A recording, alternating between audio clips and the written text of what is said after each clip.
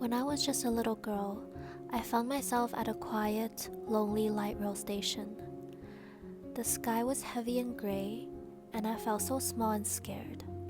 For some reason, I was all alone. The train came, smooth and silent. The door slits open, and I stepped inside.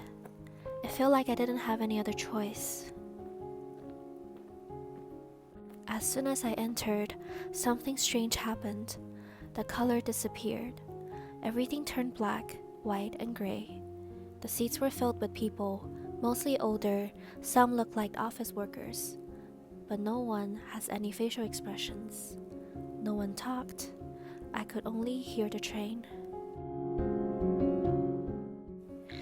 I stood by the door quietly, not knowing what to do.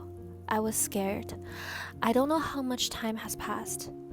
Then, in the far corner of the carriage, an old lady turned her head and spotted me. "Why do you have color?" she asked. Her words made everyone turn to stare. They stood up and slowly began walking towards me.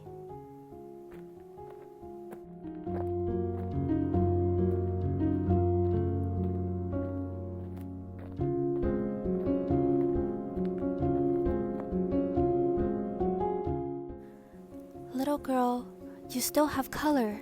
This isn't a place for someone your age, so young. What a shame." I could sense their sadness in their voices. Suddenly, someone pointed up and shouted, "Look, there's a little door on the ceiling. We can send her out through there." And just like that, they all worked together. Hands reached out, lifting me higher and higher. 1, 2, 3, push! The doors cracked open, and I felt hands gently pushing me through. As I climbed out, I looked down one last time. The people who had seemed so lifeless were now smiling, warm, kind smiles. They clapped and cheered softly, their eyes filled with something I couldn't quite understand. The old lady called out to me, "Little girl, you have a long life ahead of you. Go live it well for all of us." I looked up towards the front of the train. The next station wasn't a station at all.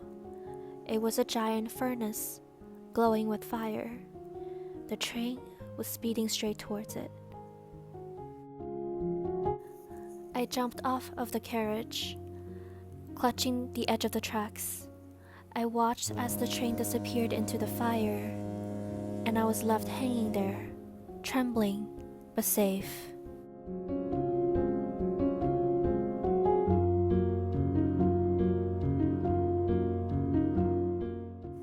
Slowly, I climbed back onto the tracks.